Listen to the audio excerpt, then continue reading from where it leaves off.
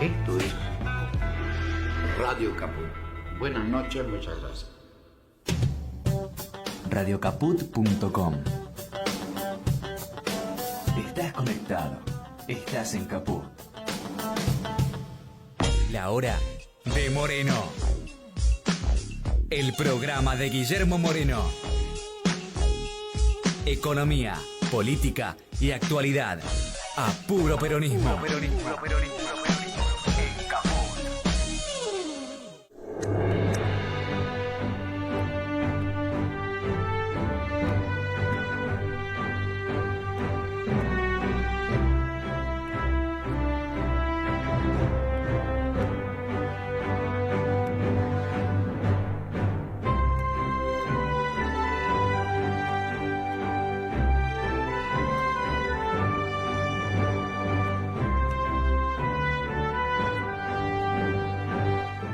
Fin viernes. ¿Y a quién tenemos hoy en el programa? Bea, después de tanto tiempo, qué bueno verte. Muchas gracias acá acompañando. Acá al pie de cañón, mientras compañeras y compañeros, Guillermo Horacio Valdés, Mariano Recalde, están en el Sindicato del Vidrio. Y la Pimpi. Y Pimpi también. Así que ahí están y nosotras, bueno, nos complementamos. Es así. ¿Sobre qué hablan ellos en el acto? ¿Sobre peronismo o Milei? En la capital. En la capital. Así que vamos por la capital también, vamos con todo. Bueno, empezamos un poco a charlar. Sí, vos seguramente tenés mucho para decir. Pero sí, y ahora que viste que un segundo dice que Trump es muy peronista, ¿viste? ¿Viste? No, sí, así que bueno, tenés mucho. En Estados Unidos están diciendo que Trump es el peligro del peronismo en Estados Unidos. Exactamente, el peligro. Ha llegado a Estados Unidos. A ver si llega la distribución del ingreso del peronismo. Por favor, además, por las propias voces de ellos, ¿no? Cuando hablamos de que el peronismo va a ser una doctrina universal. Exacto. Caramba, Evita capital, Sí, lo están diciendo ellos mismos, no nosotros. Bueno, sí, están diciendo ellos, están como asustados. Y no quieren, no quieren peronismo. No. Y no, porque hay que generar trabajo, la dignidad del trabajo. Sí. La distribución del ingreso. Y después de que además, viste que se preocupó por el tema de medicamentos. Trump. Claro, y salud para todos. Sí. Entonces, ¿cómo haces? Accesibilidad a los medicamentos, digamos. Así que bueno, aguante Trump en ese caso, no sé. En ese caso aguante Trump, Además, bueno, está con el tema esto de los aranceles. Dicen que nunca, en 100 años, los impuestos a la exportación fueron tan altos. ¿A la exportación o a la importación? A la importación, perdón, sí. Y sí. Nunca fueron tan altos. Bueno, así que... En realidad, no sé si vas a empezar. Tranquila, con lo no. La verdad es que en realidad también es bastante engañoso decir eso. Porque sin ninguna duda está aplicando aranceles altos, en vivo y en directo, y digamos, explícitos. Sí. Pero en realidad hay una cuestión muy interesante que tiene que ver con Estados Unidos, la Unión Europea y Japón y la Argentina, y cómo quedamos diferenciados. Cuando se consolida la OMC, la Organización Mundial de Comercio, después de que había... Cuando las hacen juicio. Se consolida en 1994, había la oportunidad de consolidar aranceles por distintos motivos que venían aplicando los países. Y Estados Unidos, la Unión Europea y Japón aplicaron y consolidaron los máximos aranceles a niveles de 900% en algunos productos. Es decir, que en realidad ellos tenían aranceles que parecía que eran aceptados internacionalmente, pero en realidad aplicaban efectivamente en lo que para ellos afectaba aranceles muy altos, y aplicaban sin ninguna duda no solamente aranceles, sino medidas pararancelarias. ¿Qué pasaba en la Argentina y en Brasil? Que esto lo hemos dicho en algunos ejercicios de memoria. En realidad, el ministro era Cavallo, y en en Brasil Cardoso. Entonces, en realidad, ellos consolidaron el máximo del 35. Es decir, en realidad dijeron, no, bajemos todo. Es decir, en realidad teníamos la oportunidad de consolidar aranceles por algunas medidas, por ejemplo, de áreas con menos desarrollo relativo. Es decir, teníamos una serie de medidas que podríamos haber consolidado y no lo hicieron. Es decir, que en realidad siempre tuvieron medidas proteccionistas.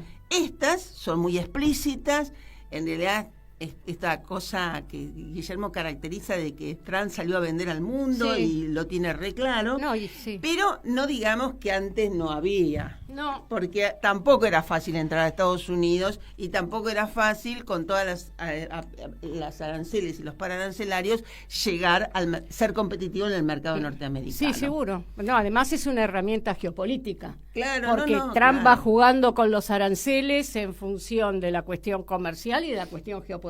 Entonces te doy, te quito, levanto por acá, bajo por acá. Viste que ahora está el tema de la India. Sí. En su primer mandato, lo que hizo con la Organización Mundial de Comercio es sacar delegados, sus representantes en el comité, en el tribunal, ¿no? En el tribunal, donde en realidad nosotros nos hicieron el juicio por las declaraciones juradas anticipadas de importación. Pero en realidad, bueno... Ahí la dinamita. Ahí digamos, empieza con su primer mandato y Biden no recompuso, igual mantuvo la medida de Trump. Así que bueno, vamos viendo.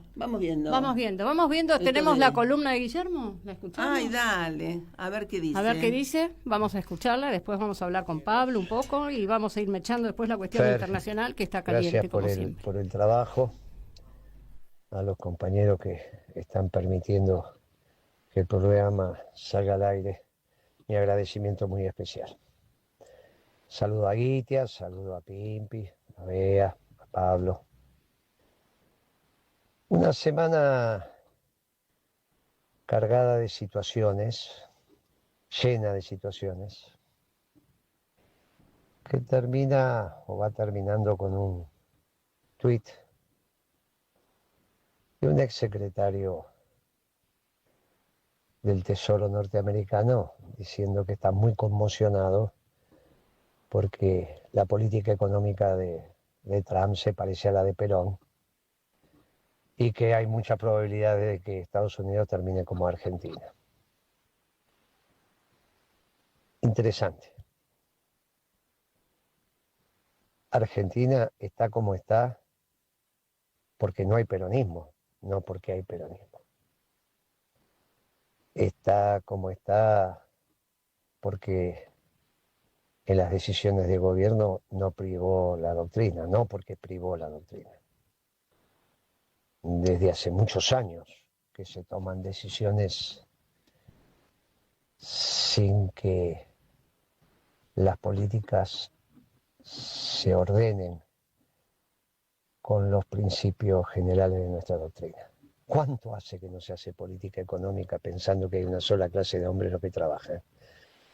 O que el gobierno es esclavo de un pueblo libre. O que todo aquello que pueda generar el sector privado construyendo valor, que lo haga el sector privado construyendo valor. Valor en términos económicos. Mucho. El Perón que se especializa en economía es el del 52 al 55, cuando las cosas se empiezan a poner bravas. Por eso lo del Congreso de la Productividad y el Bienestar Social. Muy importante, cómo Perón resuelve el diferencial de productividad que empieza a tener la economía argentina, vis a vis la recuperación de las economías europeas en la posguerra. Muy interesante. Y eso fue una de las opciones, ese Congreso. El segundo, cuando nos dimos cuenta en el gobierno que el modelo se había completado. Obviamente que cuando uno lo estudia, le pone fecha, hora, día. Cuando uno lo está transitando, como todo hecho histórico, es un proceso. Esta claridad que tenemos para transmitirla ahora no era la que había en aquel momento, pero los debates hablaban alrededor de esto, cuando algunos decían, no, ¿para qué queremos acero? ¿Para qué queremos aluminio? Hay que recuperar el equilibrio fiscal. No, esos son ajustadores, eso no. Bueno, de aquellos vientos estas tempestades. Pero no lo resolvió bien. La falta de peronismo es lo que lo resuelve, es lo que llevó a la Argentina a esta situación. Y es bien interesante el contraste, porque como dijimos hace bastante tiempo, Estados Unidos en el último trimestre va a estar creciendo bárbaramente. El nivel de inversión, con lo que consiguió ya en términos de inversión real, maquinaria, etcétera, galpones, etcétera, las inversiones financieras está por encima de 2 billones. 2 billones de dólares. En 3 o 4 viajes que hizo Trump. Hace 10 días en el acuerdo con Europa y con Japón superó el billón. Y no estoy contando aquí los acuerdos con las empresas de origen norteamericano, como es el caso de Apple. Solo ellos están planteando 600.000 millones de dólares. Estamos hablando PBI norteamericano 25 bi, 27 bi, dicen algunos. Cuando sean 3 billones, estamos hablando más del 10% de inversión plus. Una cosa extraordinaria. Extraordinaria. Inversión a realizar en el corto plazo, ¿no? Estos proyectos de 5, 6, 8 años, ¿no? Estamos hablando bianuales. Los financieros no son poco importantes para Estados Unidos porque tiran los bonos al mercado y no pierden valor porque ya tienen demanda. Estaba subiendo la tasa de interés de los bonos porque estaba bajando su precio. Y ahora 1 billón nuevo de pesos, de dólares, perdón, puesto ahí. Entonces, no es que es poca cosa. A su vez, la inversión real. Cientos de miles de puestos de trabajo. Claro que se parece al peronismo. La diferencia es que nosotros creemos que entre los pueblos hay que construir puentes, no levantar muros, y eso tiene implicancias económicas. Nos hacemos cargo de ciertas desocupaciones estructurales que tienen los países hermanos. Y ahí sí son desocupaciones estructurales en los países hermanos. Nunca hay desocupación estructural en la Argentina. Hay desocupación circunstancial cuando haces mala política económica. Pero si la haces buena. Y esto es un buen contraste, porque el éxito de Trump en términos económicos va a implicar que se gire hacia las correctas políticas. En el peronismo ese debate se va saldando. Ya no hay dirigente del peronismo que no hable de producción y trabajo. Y si hablamos de trabajo, hablamos de manufactura. Y si hablamos de manufactura, hablamos del complejo científico-tecnológico y así se va concatenando todo.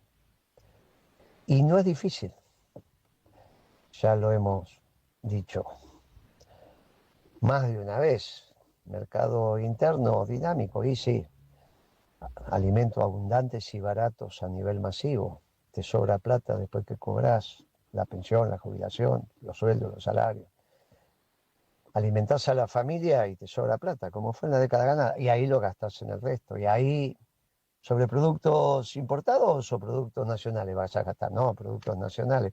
¿Y cómo aumenta la rentabilidad por unidad vendida? Haciendo costos sobre la energía, que es el insumo más importante, que está por todos lados y también en la logística. No es tan difícil porque también tenemos energía abundante y barata. Ahora los muchachos de Vaca Muerta pararon la producción. No la pararon, pero disminuyeron. Julio contra junio, porque el precio internacional ya no da. ¿Cómo? ¿Cómo? ¿Cómo que el precio internacional no da? Entonces, ¿cuál es el costo? Muy interesante lo de Vaca Muerta. Espero que sea por eso. Espero que sea por eso. Porque ya varias veces hemos dicho que dicen que hay un montón. Pero, dicen, en los balances no se ve. Y los estudios son estudios de consultoras, pero los balances no se ven. ¿Y por qué no los ponen? Bueno, no, porque tengo que pagar impuestos a la ganancia. Bla, bla, bla. Muchachos, se resuelve. No hagamos tanta historia. Es una resolución muy menor. No hagamos cosas raras que no vale la pena. Hagamos lo que hay que hacer. Y si el precio internacional bajó y se va a vender en el mercado interno, pongan el combustible barato, va a ser cómo se consume todo. Volvamos a ese nivel donde un fin de semana larga llenamos el tanque y nos vamos. Muchachos, no es tan complicado. Porque aparte abaratamos el precio de la manufactura. Muchachos, no es tan difícil, déjense de embromar. Es importante que la energía esté abundante y barata. Lo que no es importante es que esté en relación al precio internacional, eso está mal. Porque si no tendría que estar todo a nivel internacional, y la verdad que no tenemos la productividad internacional. Y entonces la tecnología conveniente en función de las necesidades del país. Y esto está hablando del peronismo, esto está hablando del peronismo. Está garantizado, bueno, el debate va a continuar. Pero a nivel dirigente la cosa está saldada. Y a nivel dirigente, como dijimos el viernes pasado, apareció el esquema de los gobernadores. Por ahora 5. El sexto y el séptimo era Capital y Buenos Aires, provincia. Bueno, veremos cómo evoluciona. Tácticamente le conviene al peronismo, sin ninguna duda. Porque quita votos que ellos estaban sumando. Estratégicamente es un lío. Es el plan B de Milei. Dejo lo que está bien, quito lo que está mal. ¿Qué está mal? El tipo de cambio. No, pero si quitas el tipo de cambio y no haces compensaciones, haces pedazos los ingresos populares. Lo de Milei, sí, económicamente está terminado. Y políticamente, y también, muchachos, sí, si no hay reproducción ampliada del capital, si no hay tasa de ganancia en ningún sector, no funciona el sistema capitalista y no funciona la administración de ese sistema que es la política, al menos dentro del sistema. Y entonces esto está terminado. Y entonces la hermana en algún momento, la hermana Karina en algún momento va a ir y va a decir, Javo, ya está. Hasta acá llegamos. Es la única que lo puede decir. La única. Como aquel senador que le fue a decir a De la Rúa, hasta acá llegamos. Y De la Rúa renunció. Bueno, acá también. ¿Quién se lo va a decir? La hermana.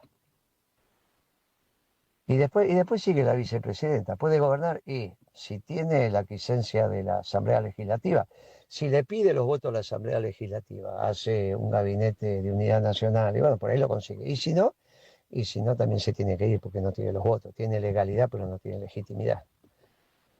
Y entonces la cosa está tan clara que no es necesario incentivar palabrotas sobre la familia o sobre la vicepresidenta. Lo que hay que explicarle es que no tiene legitimidad para continuar lo de Javier, que llame a la Asamblea Legislativa. Si la Asamblea Legislativa le da los votos, ya es otra discusión. Pero para eso va a tener que hacer un gabinete que resuelva los problemas macroeconómicos que tenemos. Guarda que resolver los problemas macroeconómicos, los que ya dejó Macri, los que agudizó Alberto y los que ahora está llevando al progresismo, muchachos, muchos van a quedar piel y hueso. Así que un gobierno de transición que resuelva esto a los Duhalde es una solución. Es una solución. Y ahí se prepara unas buenas elecciones, tranquilas, bien, con la campaña, con las propuestas. Pero claro, hay que preparar ese gobierno. Llega el momento de ser inteligente. Las elecciones, no, el peronismo gana, tranquilo. El peronismo gana. Un fuerte abrazo, buen fin de semana Un fuerte abrazo bien peronista para todos los compañeros. Muy bien, muy bueno. Bueno, gracias Guillermo por la columna. Después vamos a escuchar también la columna que mandó Pimpi, que estuvo al pie del cañón todos estos días, ¿viste? Sí. Tremendo. Y Pablo, ¿estás ahí? ¿Qué tal? ¿Cómo andan? Bien, ¿y vos? ¿Me escuchan bien? Perfecto. Sí, te escuchamos muy bien. Bueno, un gusto verte, Beatriz. Gracias. Qué bárbaro, después de un tiempo, ¿no? Bueno, pero Hola, Guita. somos un montón. Lo que pasa es que hay mucha opinión acá y está muy bien. Así que algunos nos Bueno. podemos tomar algunas licencias. Pero Claro. estamos. Bueno, vos sabés que el gobierno se metió en un juego totalmente peligroso, que es este juego de arbitrar el tipo de cambio con las tasas de interés. Vos sabés que este juego lo han practicado muchos gobiernos, no es patrimonio exclusivo de los libertarios. Siempre cuando hubo problemas de disparada del tipo de cambio, los gobiernos recurrían a aumentar la tasa de interés como una manera de que la gente, el sistema financiero, se quede en pesos. Ahora, es muy interesante ver, y vos que tenés memoria, siempre que se recurrió a este juego, hubo siempre un claro ganador, que fue el tipo de cambio. Porque las tasas de interés, cuando se disparan, te pueden demorar un rato, pero no la puedes sostener indefinidamente. Lo que ha hecho el gobierno libertario es realmente digno de mención. Ha subido las tasas de una manera descomunal. Y la ha subido para lograr un efecto, si se quiere, pequeño en el tipo de cambio, porque la devaluación del tipo de cambio, del dólar, ha sido muy pequeña. Nos sirve, digamos, cuando uno habla del atraso, del tipo de cambio, de la apreciación cambiaria, esto es apenas una cosquilla. Sin embargo, la tasa de interés al nivel que la pusieron no es cosquilla. Es claramente, tiene un nivel claramente destructivo. Destructivo para el sector privado, para las empresas y para las familias. Muchas familias se venían financiando su comida con cuotas. Imaginemos lo que va a pasar ahora con este aumento de la tasa de interés. Y no digamos nada de las empresas, que ya venían arrastrando una situación deplorable. Este aumento de tasa de interés las va a castigar todavía más. Pero el gran perjudicado, y esto obviamente va a estar guardado bajo llave por el tándem Milei-Caputo, ha sido el propio gobierno. Porque el gran deudor de la economía nacional es el gobierno en este invento libertario. Claro, no lo van a decir, pero este aumento de la tasa de interés le puede llevar a costar 3, 4, 5 puntos del PBI.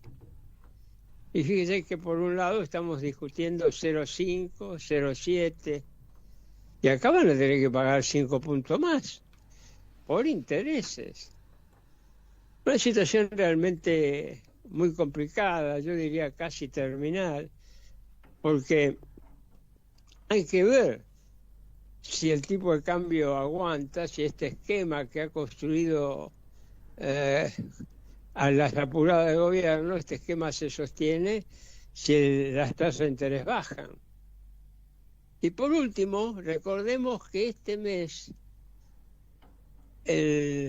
la tesorería tiene que rolear, tiene que ejecutar una deuda de 34 billones. Recordemos el mes pasado, cuando buscó refinanciar 11 billones, el lío que se armó. ¿Por qué? Y porque el sector privado le aceptó nada más que 9. Bueno, vamos a ver qué pasa con los 34 billones. ¿Le aceptarán los 34? Acá lo único que gana, y es una ganancia de muy cortísimo plazo, yo diría, es el carry trade, es la especulación financiera. Han puesto la tasa tan alta y un dólar cerca de la banda superior que los muchachos ahora se animan. ¿Pero por cuánto se van a animar? Y por poco tiempo. Yo diría 10, 15 días. Después veremos qué pasa. Así que bueno, esto es todo lo que les quería decir, estimada Gracias, Gitia Pablo, ni más ni menos. y Beatriz. Sí, si me permitís, porque cuando vos hablás, además con esa claridad docente Y esa que tenés, contundencia. sí, cuando hablas de las tasas, y lo mencionaste, pero realmente me parece que hay que resaltar, está profundizando la depresión económica, porque como vos decís, las empresas no tienen para financiarse más allá de lo que está ocurriendo con todas las familias que están endeudadas y que cada vez van a poder consumir menos porque cada vez esa deuda también les saca lo poco que tienen. Así es, así es. Entonces, realmente es una cosa que me parece que hay que realmente resaltar, reiterar y bueno. Y en esto hubo también un día muy particular cuando vos hablás de realmente que en realidad esto lo único que alienta es la especulación, que fue cuando cerraron el 31 de julio el dólar futuro. Que vos lo mencionaste, estuviste en las distintas columnas, ya lo dijiste, pareciera que quedó como ya, son todo el tiempo a nuevos acontecimientos que pareciera que los otros no es que perdieron relevancia, realmente ese día hubo muy pocos que ganaron mucha plata y que la pagó el Estado argentino. Es decir, eso de que vos decís que se siguen generando deudas y además ahora vamos a ver cómo van a pagar los 34 billones o cómo van a licitar, bueno, realmente es una rueda muy infernal, muy infernal. Porque todo esto lleva a baja de consumo, a baja de actividad económica. El endeudamiento de las familias con las tarjetas de crédito. No, eso es tremendo. Porque ya venían planteando que ya tenían deudas que no podían afrontar. Imagínate ahora con esto. Claro, y además eso también afecta y hay expectativas de que la tasa o el porcentaje de inflación va a ser superior ya en Capital Federal. La verdad que los que tienen que pagar alquiler indexado por este IPC, más allá de que lo tengan como con una metodología bastante particular, no vamos a meternos exactamente en ese tema, pero todo encadena una situación realmente muy dramática para las familias, muy dramática. Porque esos empresarios que no están asfixiados también van a generar más desocupación. El nivel de desocupación ya es tremendo. Entonces, bueno, ya los salarios además nunca van acompañando esta inflación que ni siquiera la que declara el instituto. No, para nada, ni tampoco digamos los salarios de los trabajadores pasivos, digamos, los ni hablar, y pensionados. Y ahora, digamos, él se agudiza con el tema de las pensiones por discapacidad e incapacidad. No, es una cosa que es impresionante. Tremendo. Déjame que te dé un dato avalando lo que estás diciendo, Beatriz. Al Banco Central esta joda del dólar futuro le costó 400.000 millones de pesos. No, esa cosa... 400.000 millones de pesos. Increíble, ¿no? Y dicen los muchachos, bueno, no es problema porque en realidad son pesos que ponen en circulación. Claro. ¿Sabés qué? Tuvieron que emitir 800.000 millones de LECAP para capturar lo que habían dejado en el mercado. Son extraordinariamente inútiles estos tipos, pero ahí están. Coincido plenamente con lo que estás diciendo, Beatriz. Inútiles, crueles y yo te diría que homicidas también. No, sí, realmente, bueno, como todos los acontecimientos, es como que es muy impactante esto que Guillermo estuvo aclarando, que la gente no se muere en la calle, como si hubiese cadáveres que a lo mejor podemos ver en otros países, pero no en la Argentina. Y los vemos en situación de guerra, ¿no? Es probable que haya chicos desnutridos que se mueren en el Garrahan, pero no por la desidia de los profesionales, todo lo contrario. Es decir, o jubilados o gente muy vulnerable que se muere en los hospitales, que se muere en su casa, que se muere es una vergüenza. ¿Viste? Cuando sentís que es imposible de escuchar lo que se dice, además. ¿Cómo se caracteriza a la población? Pero es un nivel de crueldad y violencia con las palabras. Tremendo, una cosa que... Y los hechos, ¿no? Pero digo, las palabras reflejan una falta de humanidad. No tienen corazón. Nada. Tienen nada. Así que realmente es realmente muy impactante, muy impactante. Bueno, pero principios y valores y bueno, y dentro del peronismo por lo menos hay una propuesta escrita, y bueno, si hay lugar, creo que estamos ya con mucho para analizar. Me gustaría en algún momento, si no es ahora, como en realidad los programas que quieren hacer comentarios sobre economía tienen que recurrir al modelo económico y modelo de gobierno que presentó Principios y Valores, porque es el único que tiene todo escrito. Es decir, y se pone en la mesa para decir, bueno, hablemos, propongan. Ahora, vos sabés que lo que me llamó mucho la atención esta semana es cómo además en casi enojo que tienen porque hay algo escrito y es coherente, lo parcializan también. Uh-huh. Entonces, bueno, pero acá estamos. Acá estamos. Vamos a ver qué nos dice Pimpi. ¿La escuchamos? Dale. ¿La escuchamos, Pablo? Abrazo. Beso grande. Gracias, Pablo. Abrazo. Hola, la hora de Moreno. Hoy, 8 de agosto. ¿Es Milei o peronismo? Si están escuchando esta grabación, es porque nosotros estamos con Guillermo Moreno, con Horacio Valdés. Muchas gracias, Horacio, por ser siempre tan generoso. Hemos invitado al presidente del Partido Justicialista, al compañero Mariano Recalde, para que nos acompañe.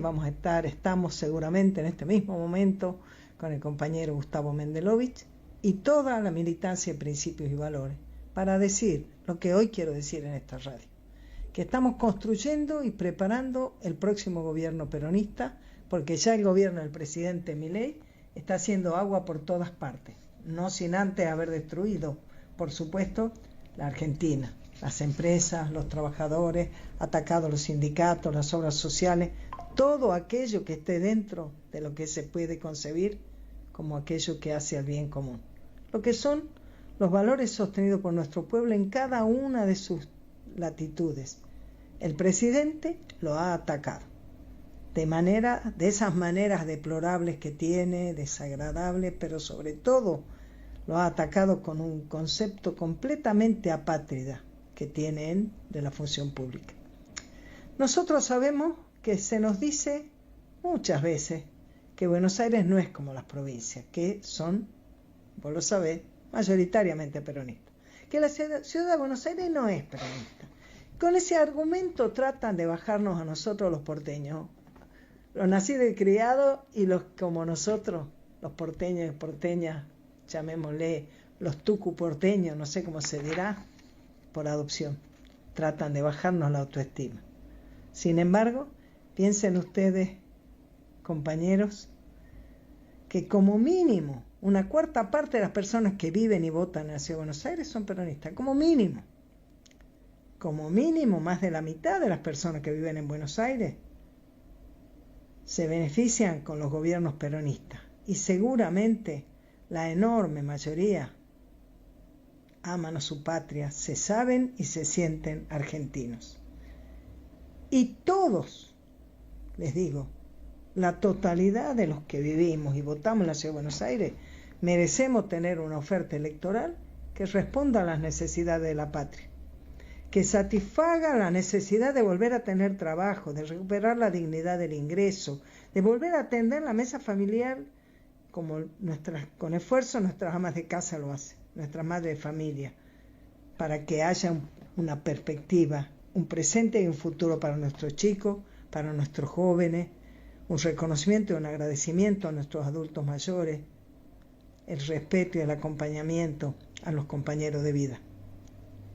El gobierno de Milei no solo fracasó, como ya vaticinó Guillermo Moreno, que no iba a durar ni 6 meses.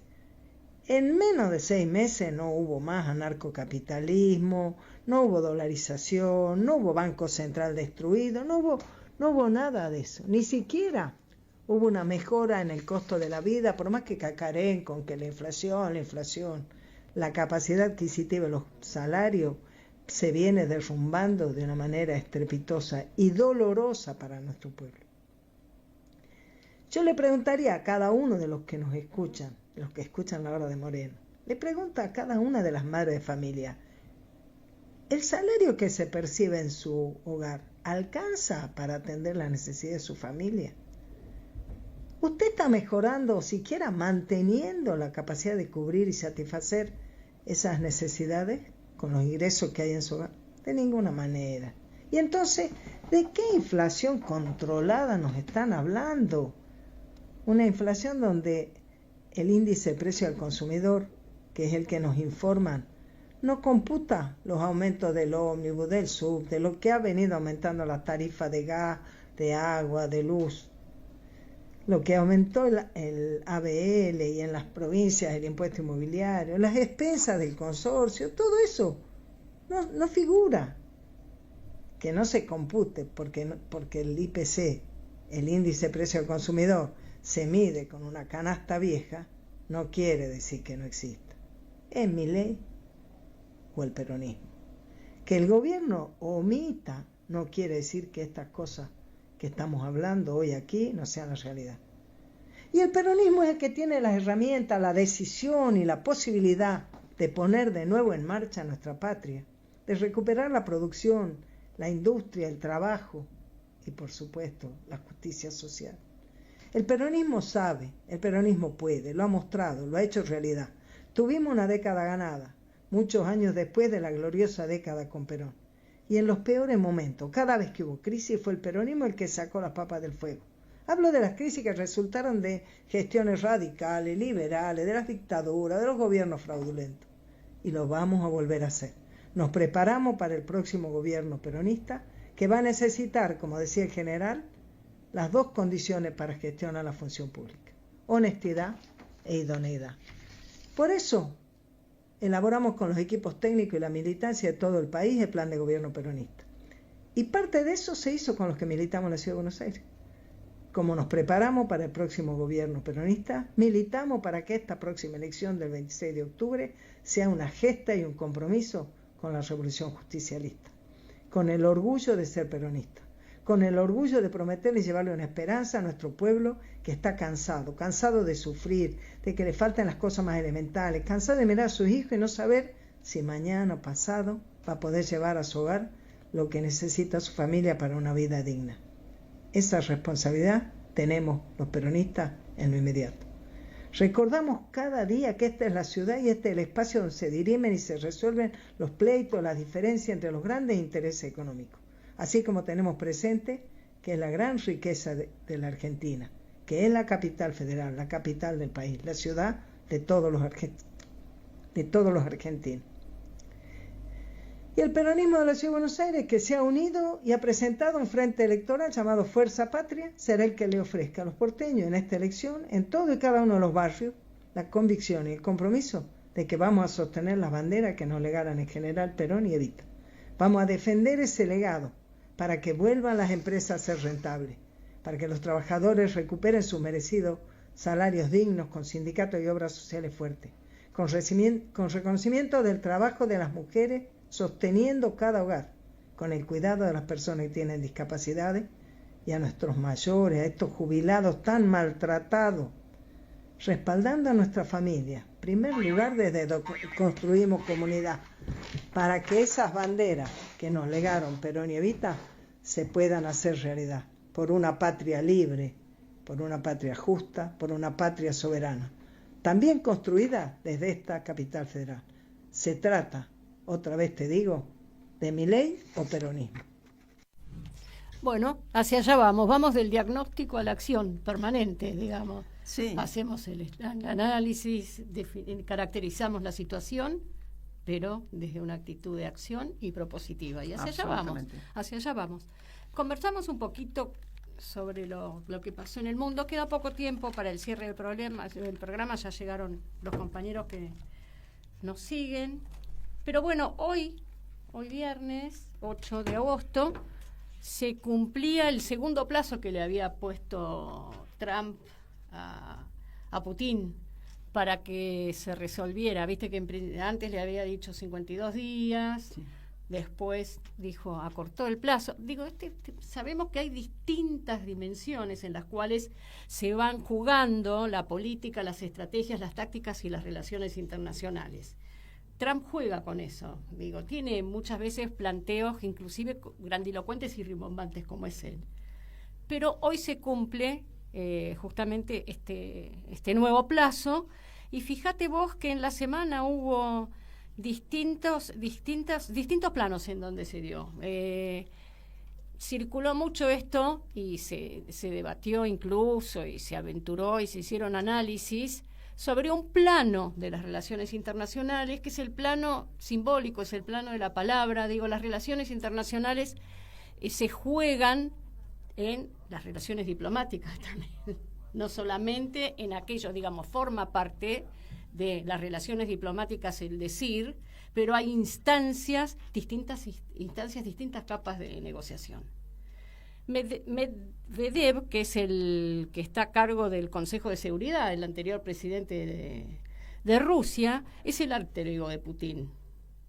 Entonces ese es el que levanta siempre la puesta en el plano del discurso, la toma Trump y la levanta, y planteó que ya Estados Unidos estaba desplazando submarinos nucleares al Mediterráneo.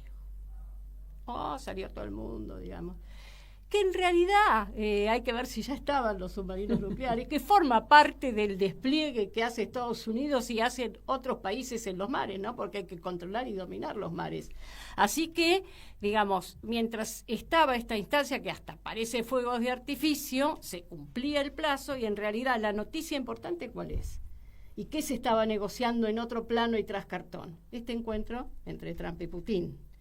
Y además, no es un dato menor que el miércoles, que es donde se define en parte, digamos, se anuncia públicamente el encuentro, va Witkoff y se reúne con Putin, que no es un dato menor, que ya creo que es la cuarta o quinta vez, y la reunión duró 3 horas, que es el que mandó Trump, y fue recibido, digo, la entidad que tuvo esta reunión, ¿no? Porque fue recibido por el presidente Putin, 3 horas, que no es poco tiempo, en los cuales, incluso en medios, vamos a ver qué es lo que ocurre realmente, en medios polacos trascendieron, digamos, las características de la propuesta de Trump. Digo, no las voy a tomar porque, bueno, forma parte también de este juego, ¿no? Dónde tiramos los trascendidos, cómo se hacen eco de los trascendidos, y en realidad después vamos a ver qué aparece cuando vamos sacando las capas de las cebollas. Pero entre los trascendidos hubo algo interesante que tiene que ver todo esto que ocurre con lo que venimos planteando nosotros. Es que el tema de las sanciones y de que Rusia se levantarían las sanciones para que entregue petróleo, digamos, y recursos energéticos a la Unión Europea, que era su ámbito natural de abastecimiento, que se puso en cuestión a partir de esta situación. Y otra cuestión que nosotros venimos diciendo y que tiene que ver con este encuentro es en qué mesa se juegan las relaciones de fondo desde el punto de vista geopolítico e internacional. Es en esta mesa, en parte, que está incompleta porque faltaría la palabra y la acción de aquel que representa a los pueblos sin voz en el mundo, que sería el Papa, en este caso. Pero, digamos, esta mesa va indicando lo que nosotros decimos de quiénes son los que definen el mundo y quiénes son los que definen como parte de lo que acontece en el mundo, lo que acontece en Ucrania. ¿Se va a definir un acuerdo de paz en esta reunión? No. no se va a definir un acuerdo de paz, falta todavía. Se va a definir tal vez un alto al fuego táctico para poder avanzar en un acuerdo de paz, porque hay puntos que ahí están complicados y lo que hay que tener en cuenta en qué marco se da. Se da, digamos, en un marco en el cual parte del Estado profundo de Estados Unidos está ejerciendo una muy fuerte resistencia a las políticas que está llevando Trump. Este es un nuevo orden que avanza claramente en una dirección, pero avanza con, digamos, movimientos de resistencia muy fuertes. No es casual que en el marco de esta futura reunión, que todavía, yo creo que está definido el lugar, pero todavía no lo anunciaron, la fecha es la semana que viene, algunos especulan con que es el 11 de agosto, no sé, pero digamos, la respuesta, en realidad lo que hay que leer es que la respuesta a los nuevos tiempos es esta reunión, ¿se entiende? Seguro. El eje no es que se agota el plazo, sino el eje central es la nueva reunión. Pero además se da en el marco de una fuerte interna en Estados Unidos, en la cual Tulsi Gabbard, que es la de la Agencia Nacional de Inteligencia, ¿qué hace?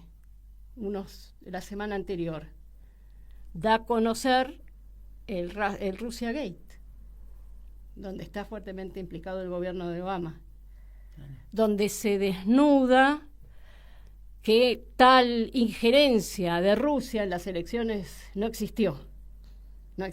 Bueno, digo, no es un dato menor de cómo se van moviendo las cuestiones. Entonces, bueno, estamos a la expectativa a ver de qué sucede. Y digamos, esto pasa a ocupar el plano central frente a todas las cuestiones que ocurrieron. Después el otro tema que hay que considerar es el tema de Medio Oriente.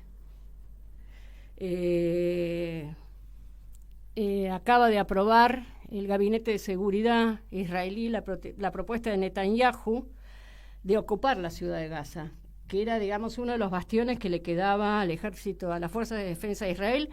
Esta ocupación tiene resistencia de la conducción del ejército, de la Federación, sí, del ejército, de las Fuerzas Armadas de Israel, que plantean que lo único que va a hacer es poner algunos sectores, poner en cuestión, en mayor riesgo la vida y las cuestiones humanitarias. Pero, bueno, está avanzando y aprobó el Gabinete de Seguridad la ocupación de la ciudad de Gaza, no de la franja de Gaza, de la ciudad de Gaza. Si bien Netanyahu, en declaraciones a Fox, no descartó en realidad la ocupación total de la franja de Gaza en su conjunto. La ciudad de Gaza era una ciudad que tenía en un momento 800.000 habitantes, no es un tema menor, y bueno, lo que se plantean es eliminar totalmente la presencia de Hamas en la zona y que se desplace la población palestina antes de octubre, lo que queda de la población palestina en ese lugar. Bueno, esta decisión es una decisión cuestionada, por supuesto, en el plano internacional, y es una decisión que se da en el marco de que empezó a aparecer con fuerza esto de que también, de lo cual nosotros estábamos hablando, de la necesidad de los dos estados, que había pasado totalmente a segundo plano, vuelve a aparecer. Nosotros dijimos que la resolución de esta zona de conflicto importante y lamentable, porque lo que está ocurriendo con el pueblo palestino es terrible, se iba a dar también con la incorporación de los dos estados. Bueno, en ese contexto también se da esta cuestión y bueno, vamos a ver, Oriente Medio es un conflicto abierto, es una herida abierta, por supuesto que sabemos, y esto tiene que ver con lo que veníamos diciendo también, cómo otros actores están jugando con peso, entre ellos Irán, con todas las características que tiene, Turquía también, bueno, Arabia Saudita, y bueno, vamos viendo, ya estamos con muy poco tiempo y no... Pero realmente también, en tu caso, yo la verdad que agradezco cada una de tus columnas porque nos posiciona, nos hace una síntesis realmente que ayuda mucho a entender la situación. Ojalá. Pero también en este caso, lo tremendo es que tenemos un presidente que mira para otro lado, digamos. No es, digamos, no es coherente con la situación que vos relatás, No. en el posicionamiento que tiene que tener Argentina frente al mundo. No, y ni siquiera, digamos, Atlántico Sur, Malvinas, no lee, apoya a Ucrania, apoya incondicionalmente a Israel, que va a ser un actor de peso, como digamos, pero no con el peso que tenía en el viejo orden internacional. Claro. Ahora tiene que convivir con otros actores que están surgiendo con sus características, que se están disputando áreas de influencias en lo que nosotros llamamos Occidente ampliado. O sea, lo que hace el gobierno de Milei desde todo punto de vista es ponernos en riesgo soberano en el plano internacional y acabando con la población y con el pueblo argentino en el plano nacional. Así que... Sí, en realidad, encima, digamos, tenemos unos cancilleres o ex cancilleres Me encantó. que lo caracterizaron Al Jazeera, con contundencia. que es una agencia que está en Qatarí, sí. En realidad, la Mondino, que no es que yo la santo de tu aprecie, devoción, ni mío para tampoco. nada, pero en este marco de que estamos diciendo, precisamente donde está tan mal posicionado, bueno, también estuvo mal posicionado cuando ella era canciller, pero ahora ella lo caracterizó de manera muy fuerte y contundente, ¿no? Sí, lo dejamos con esas O palabras. es muy poco inteligente o es corrupto, dijo, y la traducción que fue de la mano era así, o es estúpido o es corrupto, era la traducción aparentemente. Así que bueno, la verdad yo lo que tengo que hacer es agradecerte, y además lo que me llama, digamos, la verdad que a veces la unidad de criterio que hubo en todas las columnas, ¿no? Eso es lo que me parece que nos hace muy flexibles cuando tenemos que exponernos. Pero tenemos unidad de criterio en todos los análisis, Sí, de absolutamente. distinto lugar, Sí, desde sí, distintas sí. dimensiones. Porque, digamos, empezamos nosotros, después Guillermo justo parecía que enganchaba con lo mismo, Bueno. Pimpi, y así, y Pablo ni hablar, vos, es decir, digamos, la verdad que estamos orgullosos. Nosotros, pero ¿no será que venimos, digamos, analizando y trabajando claro, son hace muchos años? años, Son muchos años de son trabajar. muchos años. Son muchos años de trabajar conjuntamente. Y de estudiar. Y de estudiar. Porque si no no estudiamos, si no nos actualizamos... Es decir, si vos no estudiás, a mí la clase se me hace difícil, así que me la facilitas mucho. No, bueno. Con tu lo análisis mismo internacional. me facilitan ustedes el análisis sí, económico. la comprensión desde el punto de vista económico, porque esa es la idea, digamos, facilitarnos para poder comprender este mundo y esta realidad.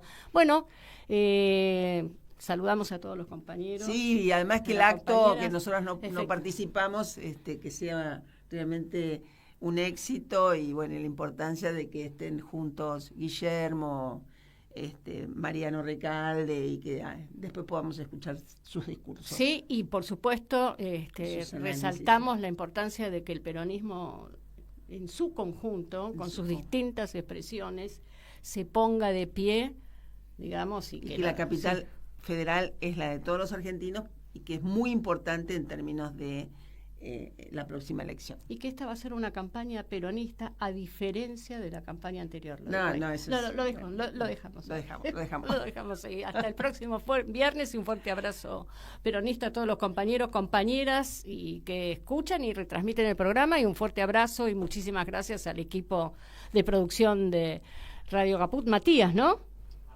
Martín, bueno, con M por ahí le arrimé el bochín, Martín. Y a Fernando Morgaray. Fernando, siempre. Como siempre. Siempre. Bueno, muchas gracias. Gracias.